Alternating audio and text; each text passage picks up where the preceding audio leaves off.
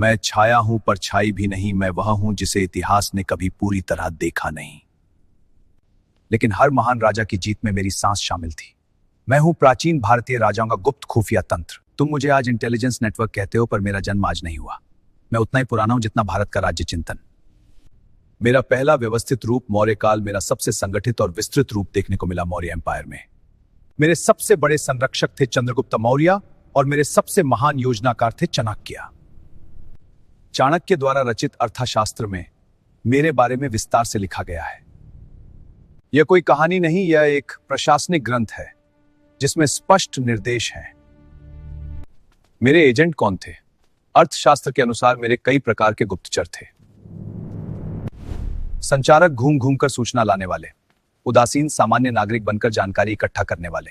तपस्वी और सन्यासी के रूप में जासूस, व्यापारी बनकर दूसरे राज्यों में प्रवेश करने वाले एजेंट। हर रूप में खुद को छिपाया। मेरा कार्य क्या था? शत्रु राज्य की सेना की संख्या जानना, कर संग्रह में भ्रष्टाचार पकड़ना, षड्यंत्रों को पहले ही भांप लेना, जनता के मनोभाव की रिपोर्ट देना। मेरा अर्थशास्त्र में साफ लिखा है कि राजा को कई स्वतंत्र स्रोतों से सूचना लेनी चाहिए ताकि सत्य की पुष्टि हो सके। अशोक के समय, अशोका के शासन में भी मैं सक्रिय रहा।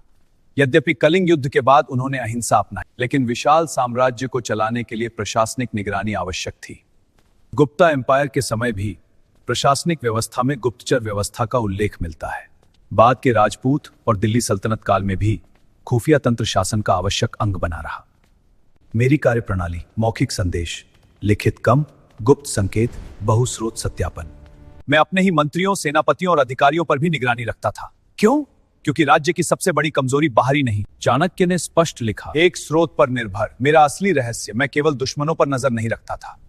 मेरी विरासत: आज तुम मुझे रॉ, आईबी या अन्य एजेंसियों के रूप में देखते हो, पर मेरी जड़ें, मैंने साम्राज्य बनाए। मैंने युद्ध होने से पहले ही जीत सुनिश्चित की। मैं हूं प्राचीन भारतीय राजाओं का गुप्त खुफिया तंत्र, और इतिहास की हर बड़ी जीत में मैं चुपचाप मौजूद था।